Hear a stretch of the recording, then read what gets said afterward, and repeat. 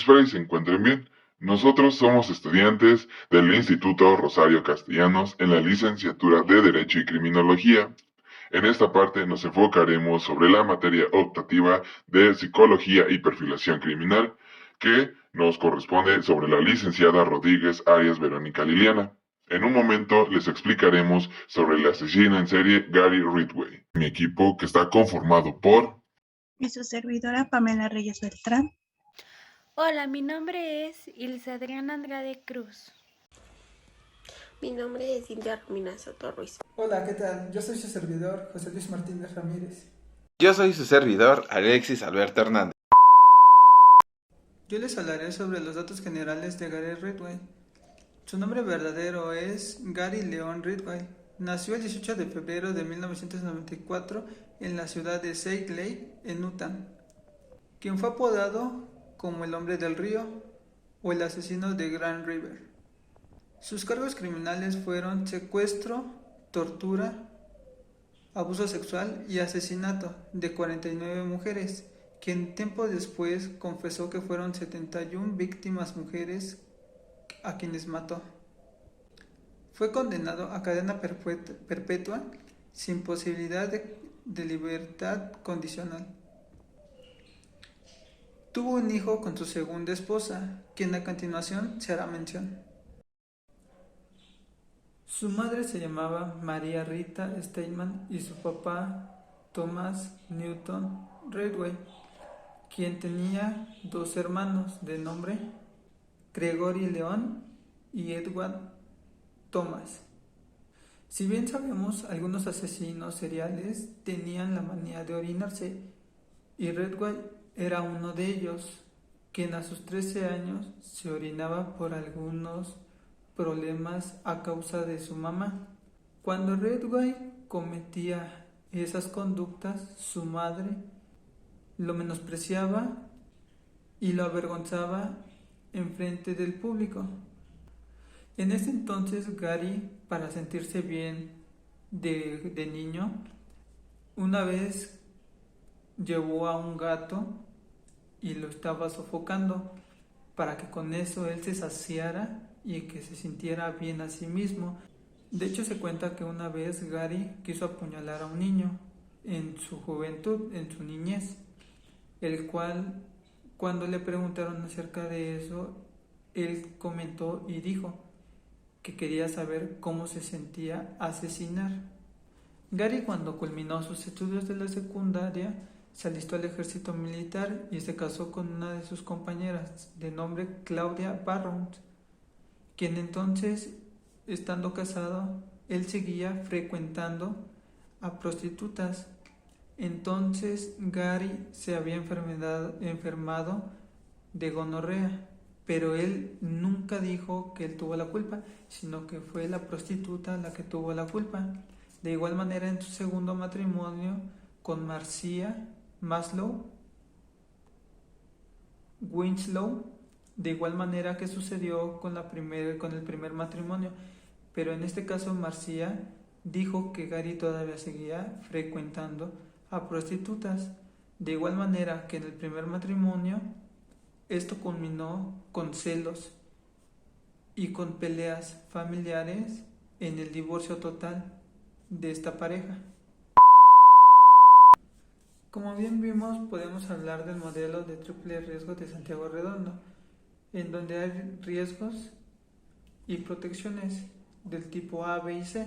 En este asesino serial podemos tomar en cuenta lo que son los riesgos de tipo B, que son los prosociales, que se pueden ver en su entorno familiar, ya que en base a esto a él nunca lo ayudaron de alguna manera, ya sea psicológica o la familia nunca le mostró ese apoyo, ya que su madre lo bulleaba, por así decirlo, el cual podemos determinar que de igual manera, ya que era una persona que le gustaba interactuar con las personas, se consideró que fue un psicópata.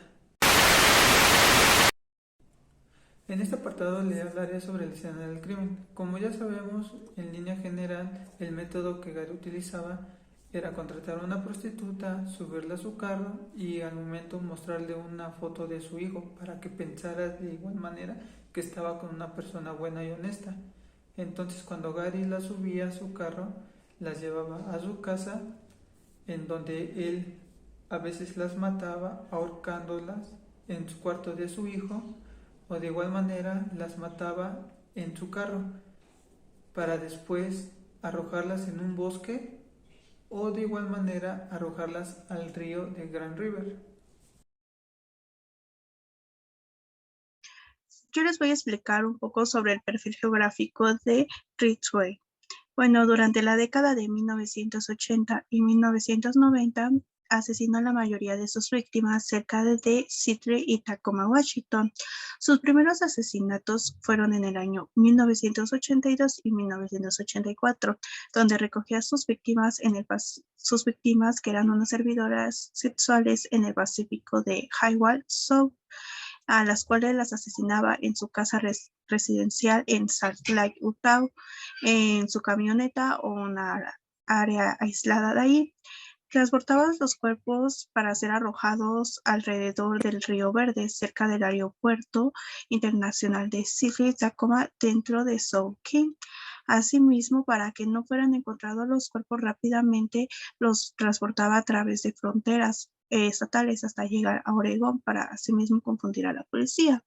Y por último, lo arrestaron en el año 2001 en su trabajo fábrica de Kenworth, donde laboraba como pintor aerosol, porque obtienen una evidencia de ADN que tiene relación con secreciones encontradas en los cuerpos de sus víctimas.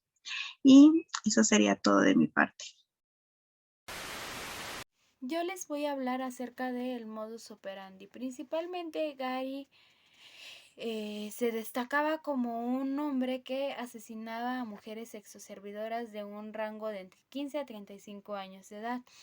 Sus víctimas eran abordadas mediante el pago de sus servicios, el cual él tomaba la libertad de llevarlas hacia su auto, el cual era un Ford F-150 modelo del año de 1977. Les mostraba una foto de su hijo y les decía que él solo buscaba satisfacer sus deseos sexuales y nada más. No tenía intención de lastimarlas ni nada. Por lo que muchas, al creerle, pues iban con él. Posteriormente las llevaba a su casa, podía llevarlas al bosque o incluso mantenían esa satisfacción de deseos carnales en su mismo carro. Muchas de estas mujeres fueron forzadas a mantener relaciones sexuales y él solamente argumentaba que podía llegar al orgasmo si realizaban el acto sexual mediante la posición de perrito, debido a que la mujer, al dar la espalda, él aprovechaba en el momento de que ella alzaba el cuello para asfixiarla mediante cuerdas, lazos o incluso hilo de pescar o su brazo como arma para dejarla sin vida. Posteriormente él las abandonaba en arbustos o cerca del río Verde, donde él expresa que incluso no solo mantenía relaciones sexuales una vez, sino que realizaba actos de necrofilia, no importándole si el cuerpo ya estaba avanzado en descomposición al grado de tener ya moscas o gusanos. Para él era un deseo muy agradable y decía que no solo era sexo, sino que también era gratis. Se da con él mediante la prueba de ADN que se le practica.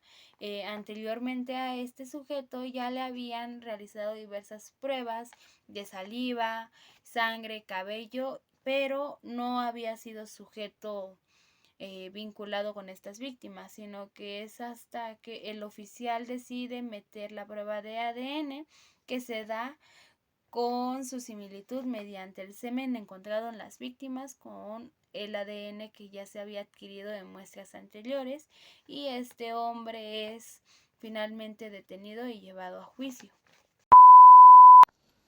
Ok, en esta parte yo les explicaré un poco más o les mencionaré sobre la firma y ritual que llegaba a proceder a realizar Gary Ridgway.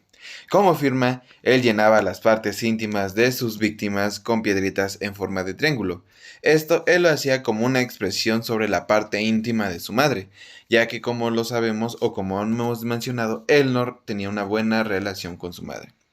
En muchos de estos casos, él volvía a tener relaciones con sus víctimas una vez ya muertas, ya que éstas ya están en estado de putrefacción. Y, como ritual, él buscaba humillar a sus víctimas, porque las dejaba sin uñas, y su escena ritual les ponía objetos que no tenían que ver con ellas. 2000 years later. Yo les haré mención acerca de la victimología de Gary.